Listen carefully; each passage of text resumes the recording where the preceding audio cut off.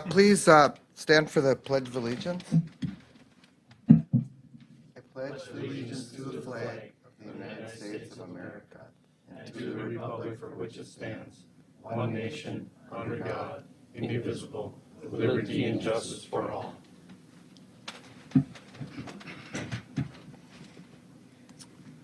Okay, so I'd like to call the regular city council meeting to order for August 10th, 2023. And then, so I would like to get the approval for the minutes for July 24th, 2023, the regular city council meeting. I'll make the motion to approve those. Donnie makes a motion to approve them. Second. Gary seconds it. All in favor say aye. Aye. Opposed? Motion carried to, One correction is it's August 14th, not 10th. oh, shoot, okay. Just so people don't understand why we're not the right day. Yep, okay, there we go. Make that changes, you guys, on your agenda, please. Thank you My for fault, sorry catching about that. No biggie. Okay, so then we have, we got the approvals made. Is there any additions to the agenda? Nothing from me. Okay, I actually have one. I'd like to touch base on something that I did with Sue's Drive and Eric. So just put Sue's Drive in down.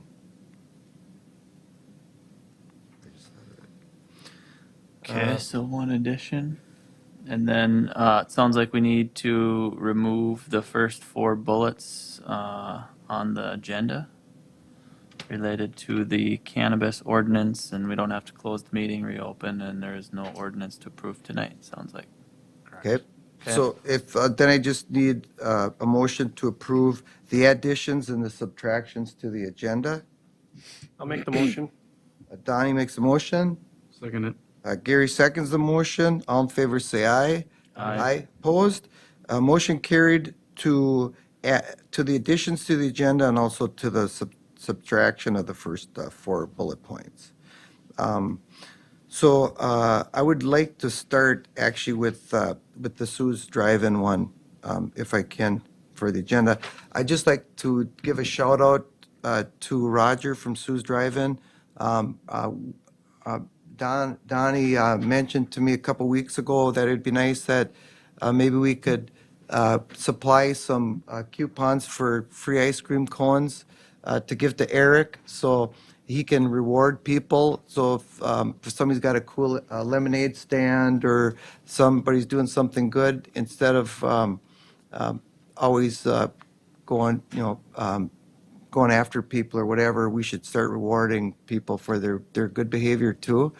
So I called up Roger Schulte, and he gave Eric 40 free coupons for ice cream cones at Sue's Drive-In. So Eric gave, Eric took those and he's going to be handing them out. Him and Preston are going to hand them out to children that do good things in town, which is really good. That's a good thing. Second, we have Jim, I think, with planning. He just ran up there. Planning He should be back in and just a second. You scared him away. but I did. He's on his way back. Okay, doesn't like ice cream. let's go, and then while we're waiting He's for lactose Jim, let's go to TBC Marine. Yep. The first thing is TBC Marine, the Business Assistant Developers Agreement.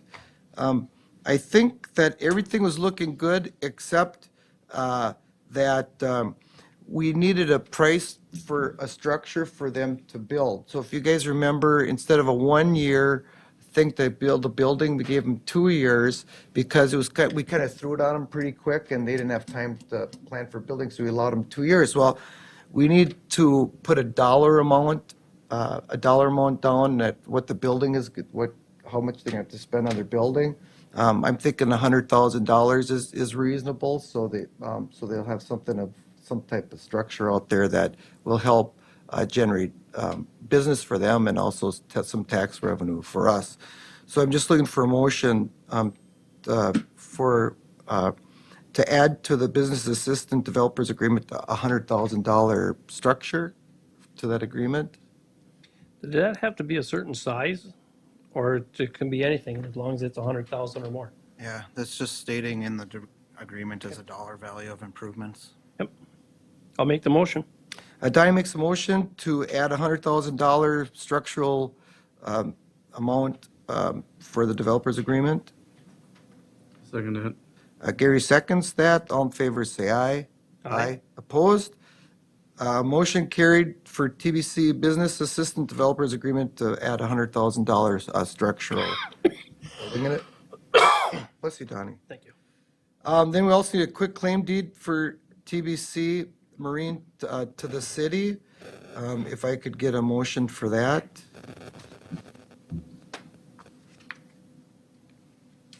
Make a motion for the quitclaim deed. Gary makes a motion. I'll second. Kyle seconds the motion. All in favor, say aye. Aye. Aye. Opposed?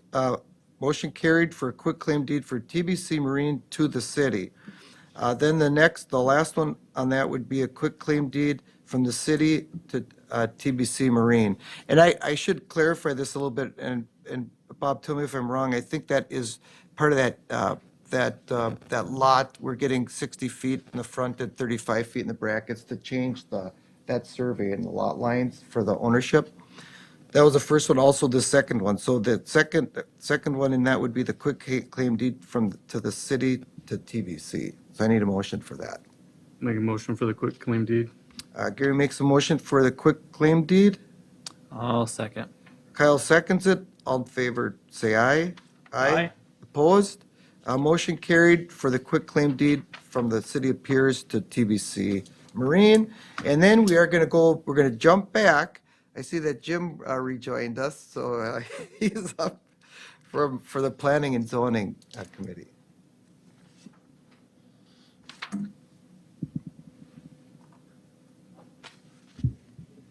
Okay, we have a number of items today. So if you have any questions, you might go by item rather than take them all at the end, or we can go as we go. First one is a concrete permit by Dave Fisher to place a 3-foot by 5-foot concrete slab for a bench at the intersection of County Road 39 and Kamnick Street. We had some discussion on that, but approved that permit. That's for the bench. It would be inside. We understand the trail that goes around there just from the corner where it turns just inside that, where the bench for Doc Stein would go. And this is just a slab for that. Then we have a building permit by Dave Fisher, also by Dave, for replacing the first base dugout at Legion Ballpark. They want to make the dugout bigger and move it a little bit. They're going to make a 10 by 40-foot dugout and move it a few feet kind of southeast. That's the first base dugout. On the varsity field. On the varsity field, the one with the lights on it, the south field. We don't have any issues with that either. Then we have a concrete permit by Dave Barsotti and Justin Town to make a 5-foot by 37-foot patio in front of their house on 331 Main Street South. Really, that first permit was to put in the pillars, I think, was the intent, because he later on put a permit in to do the balcony and the patio cement also. This was just a concrete permit to put in the pillars originally. We didn't have any problem with that. The next one was the building permit application by Dave to make a 5-foot by 31-foot deck across the front of that house. He wants to make it look like it was original. And there was originally a deck on the second floor of that house. You can see at least he can't find any pictures of it, but you can see the evidence in the side of the building where the was attached to the building. And it's pretty clear there was, and there's a door up there too that just hangs out in the open if you come out of it. And so there was a 5-foot wide, I call it a deck patio. on the second floor facing Main Street, and he wants to replace that. Don and I looked at it, and he's got space there for that zone to do that in front and not infringe on the right-of-ways. So we approve that also. Then we have a concrete permit for Joelle Furman at 130 Main Street South, just to replace a patio behind her house. Just doing this, basically the same size, just replace the patio. Then we have a residential fence permit by Jim Callhammer, 120 Main Street North. He wants to make a 2-foot rail vinyl fence, basically to mark the property line between him and Red's Auto's property, from the end of Red's Auto's building to the east, to the property line to the east. And there's, They'll browse it as that home, and then that'll go back to the road, I believe. yeah, it wasn't clear. It would go back. He had it surveyed, and one of the issues is the survey is Red's building, the corner is kind of infringing on that lot. It obviously wasn't surveyed when Red didn't make that building, but whoever made that Lumberyard at one time. was a lumberyard when that building was made, or whenever they drew the line for the house on the north side there, they obviously hadn't had it surveyed when they made that building, because the corner building is sitting on the lot line. And he's going to go from the building to the east and then back to the north,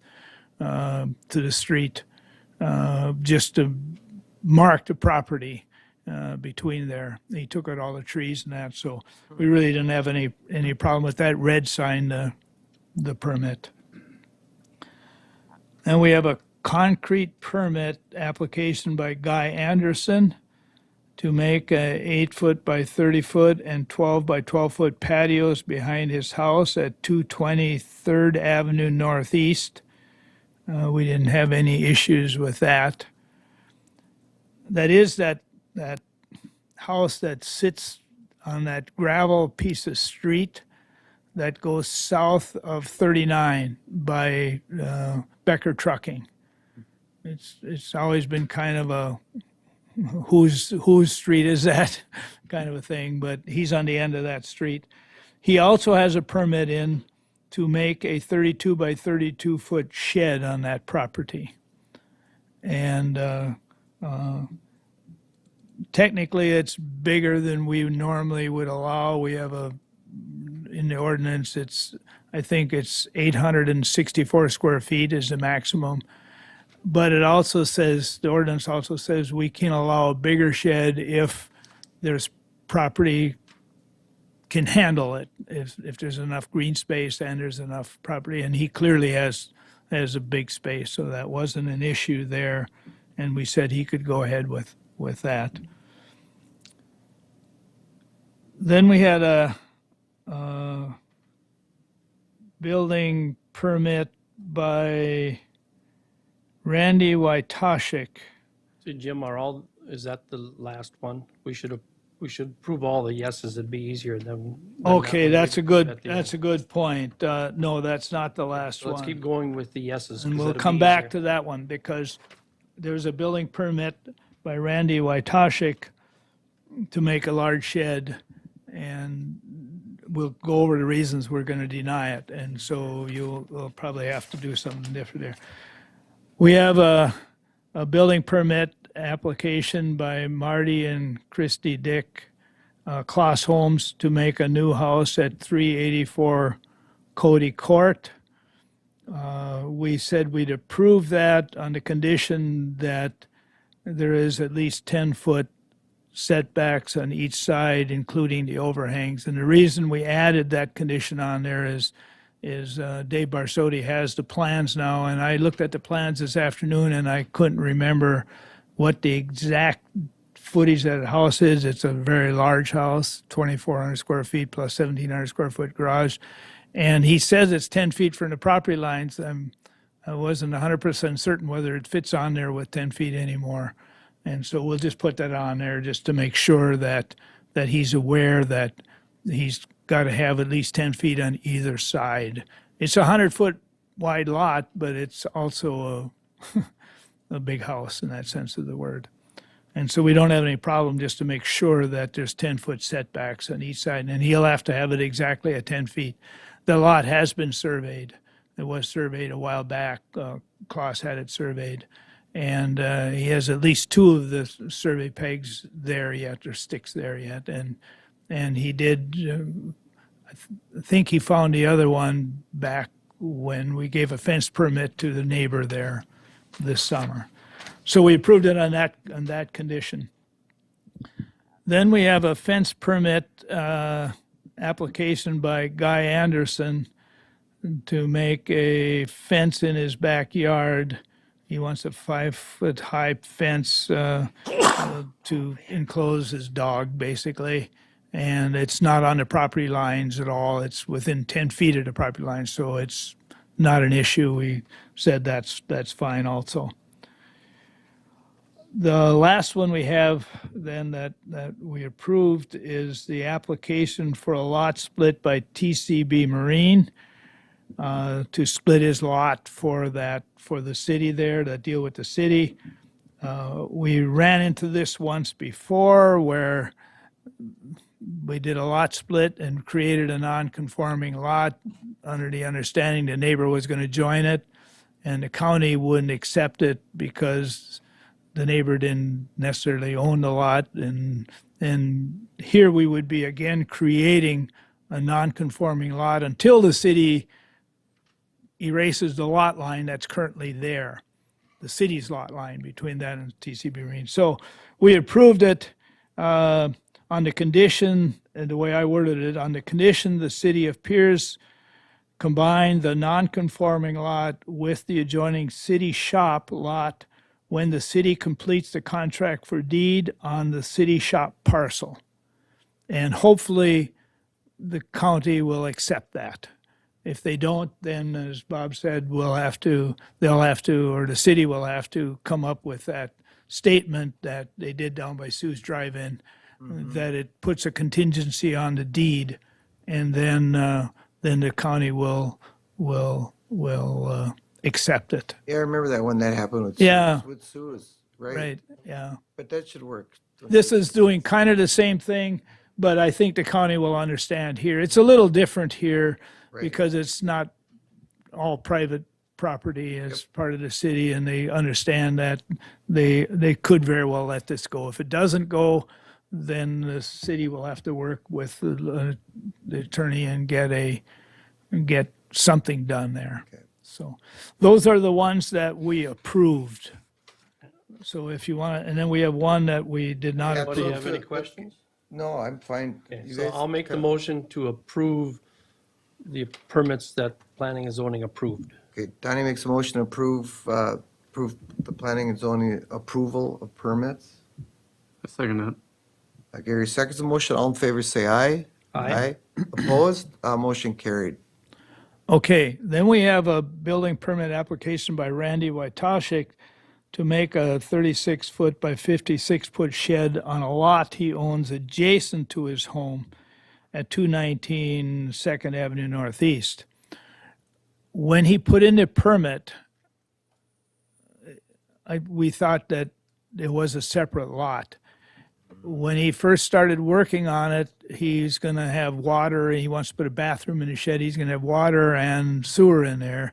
He spoke with Bob Gruber at Rich Prairie Sewer and Water, and Bob says you can get the sewer right to the east along the ballpark fence is the sewer line. We can hook into there and the main line. And he said the water will come from his house. And Bob says then the water line would go across that lot line to where the shed would be. And Bob said that he should eliminate that lot line so he doesn't have a water line going across the lot line for future use. If he ever sold that or whatever, you've got two places with 1 meter. And so he went and had that lot line removed. Well, now that he had the lot line removed, now he's got one lot, but he had two other sheds on his original lot. So now that would make him have three sheds, and we can only allow two sheds according to the rules. Only two. And when he started this, he only had two sheds on each lot, or less than three.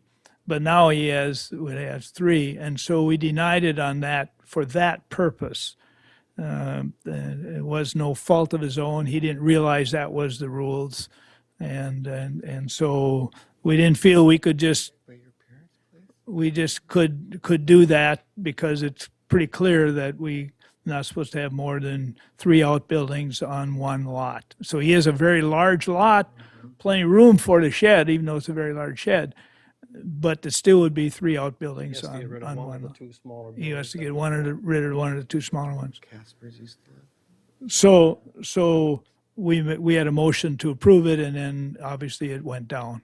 So it was not approved. So if you want to address that one, and then we have one other issue. Do we need a motion for that? We don't, or to not? to- That's a good That question. it's denied, I think we should make the motion that Okay, that planning and zoning denied it. And Okay. what's gonna end up happening is either Bob or Jim are gonna have to meet with him and say, in order to get this to go, one of your two little sheds has to be taken down. okay, And at that point, he can come back next month and apply, and he's gonna get a permit. Because it wasn't a matter of the building or anything, all that was good. It's a matter of right. that. Yeah, makes sense. I'll make a motion then to deny Randy Vitashik's building permit for a shed until he would address the issue of too many sheds on one property. Okay, Kyle makes a motion to deny Randy Wytashik's permit. I'll second it. Donnie seconds it. All in favor, say aye. Aye. Opposed? Motion carried, Jim, to deny Randy Wytashik's permit. Okay. Then we had a discussion on the church north of town, north side there. The issue is, of course, someone wants to use it as commercial, and it's zoned R1 now. And the lot next to it, to the east, is zoned commercial.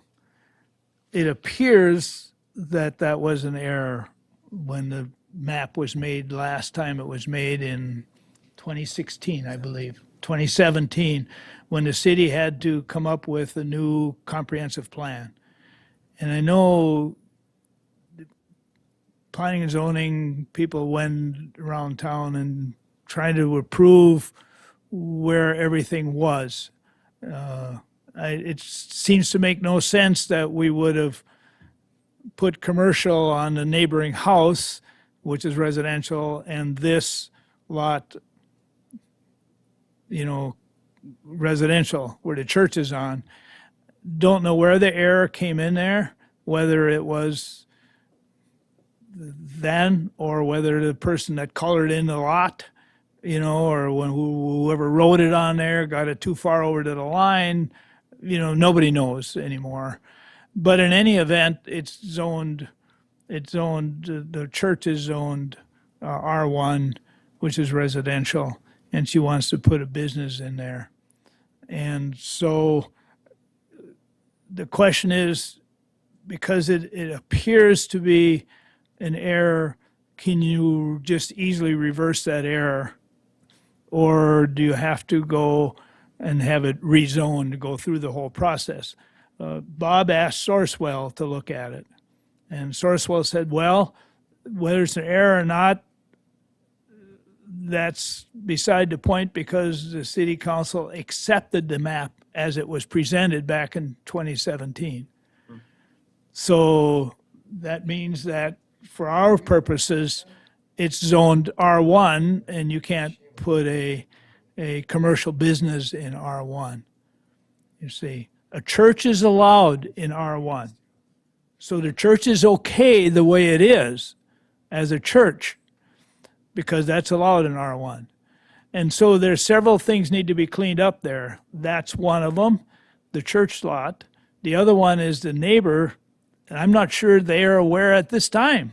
I don't know if that they're actually zoned commercial, their residents. Bob actually asked me if there ever was a business in there, because I used to go by there every day Oh, yeah? going to school.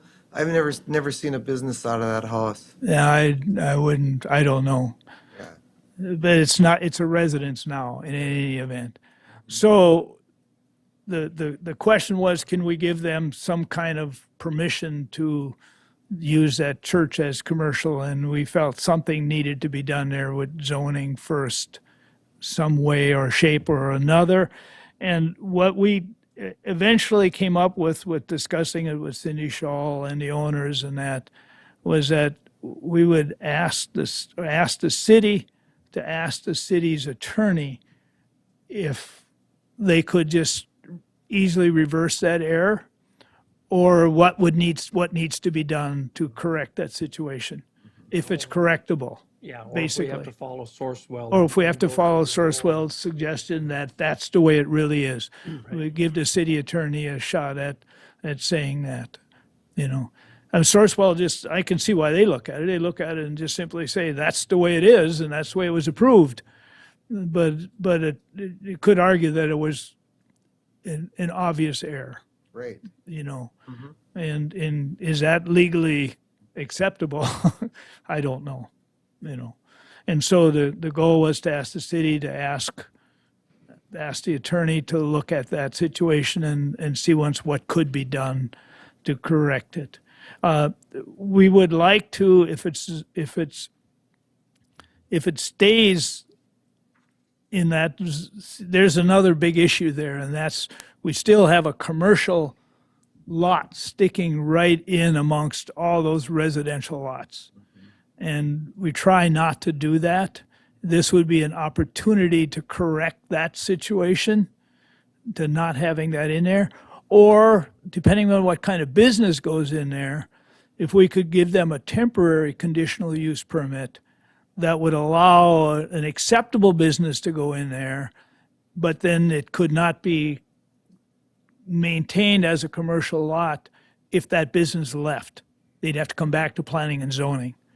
It's really that's a tough dilemma because, you know, I looked at that place and it's tough I mean, unless somebody's going to make a church into a house and live in it, I mean, that's going to be kind of far-fetched, you know?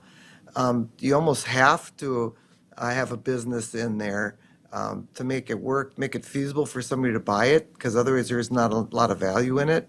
But then you got the neighbors next to it, you know, what are their thoughts? So it's a kind of a complicated thing. Right, yeah, and it's as much protection of the neighbors as allowing the neighbor to get it, because you would be sitting right with residential lots on both sides of it, immediately adjacent to it, as well as right across the street. All of them are residential and zoned residential and residential. And you could argue that commercial lot shouldn't be in there now that you have an opportunity to change it, maybe change it. But anyhow, let's see if that's okay. We're suggesting that that the city ask the attorney what options are available there So to do we need a correct it. motion for that then, Bob, for Jim, for that situation? I think so. I think just the action point of To me do it. contacting the attorney. Yeah, And I think it's a good idea. Yeah. You guys, any thoughts on that? Was this something the neighbors have to sign off on? If you change the zoning, if we would change the zoning or give a conditional use permit, then you would have to have a public hearing. And so then means that they would have to, all the neighbors within 350 feet would have to be notified. That's my understanding. They'd all have to be notified, and then they'd have to be given 10 days to think about it or get the information, and then have a public hearing, and then they could come and have their say at that time. And right now, it's a church, and that's acceptable. But if there was some other fix, I don't know if the neighbors would have a say then or not. That's up to the attorney. That's where we kind of struggled, we ended up at, you know. This is a fair road to take.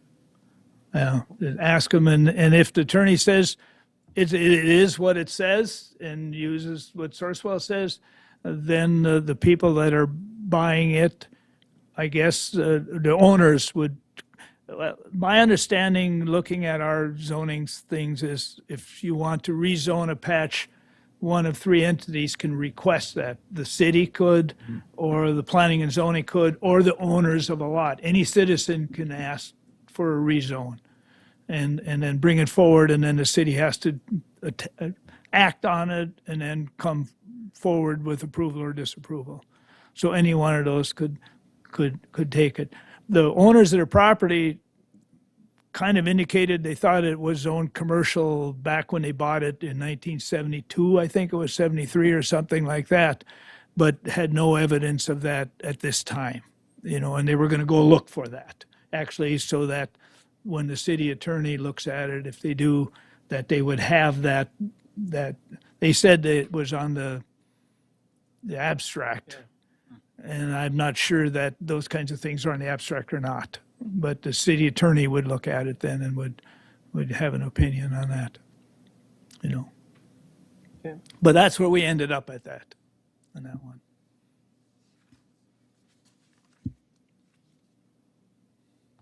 So that one's getting tabled until they. Yeah. Until the city attorney comes up with something, right. And actually, the business that they were looking at putting in the church might be one that might be acceptable in a residential zone if it was a commercial lot. I don't think we can do that in a residential lot. That would be kind of a stretch, but see what the city attorney says. Sure. We would probably restrict it to that business only, and then when they leave, and that's always a problem too for that business owner, because they could only sell it to another business owner that has a similar business. And businesses don't necessarily want to buy business property that they don't have any other way of selling it than if they don't want to give it up for some reason. They'd have to find somebody else with a acceptable business in a residential zone. And that would be a tougher sell than one on Main Street, for example. Sure. So it's something you can't take too lightly on that thing. And that's why we wanted the attorney to look at it. So. Thank you.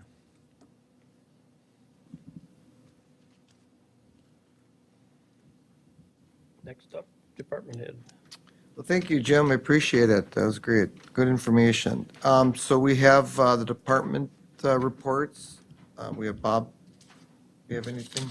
So I emailed you this afternoon. We have a resignation from Nick Shaw. Nick was doing a lot of work on the new 9, mostly on the new 9 this whole summer. So he did find a job, full-time job. So he's no longer going to be with the city effective August 24th.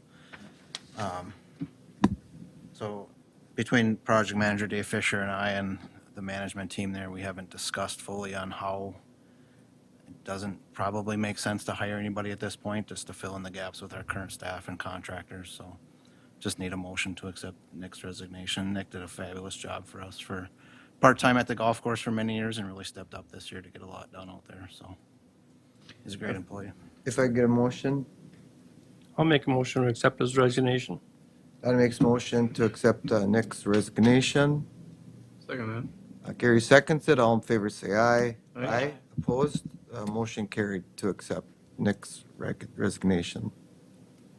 Other than that, I've been working on the budget a lot the last few weeks, and building permits has been quite a chore this summer with all the re-roofs and whatnot. So, and then Dion's been doing a lot of work moving everybody into the Roach apartments. So that's getting everybody set up on the utility billing system takes a lot of time. So it's been busy at City Hall.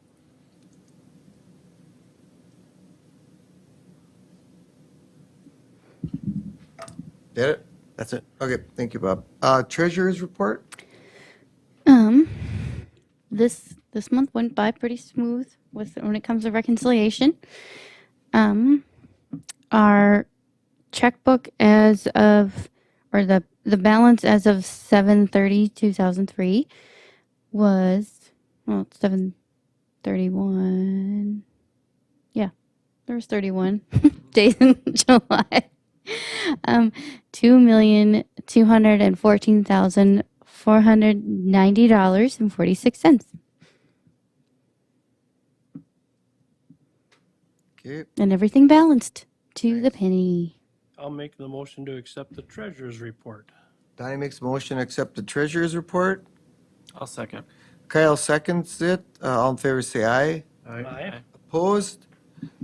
Motion carried to accept the treasurer's report. Now we have claims. Claims this month were $447,749.64.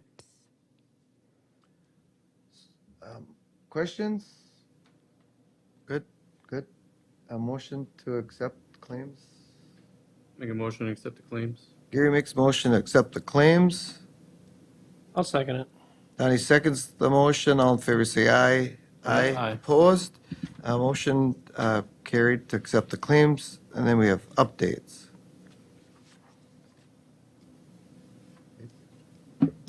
Any updates, anybody? No updates?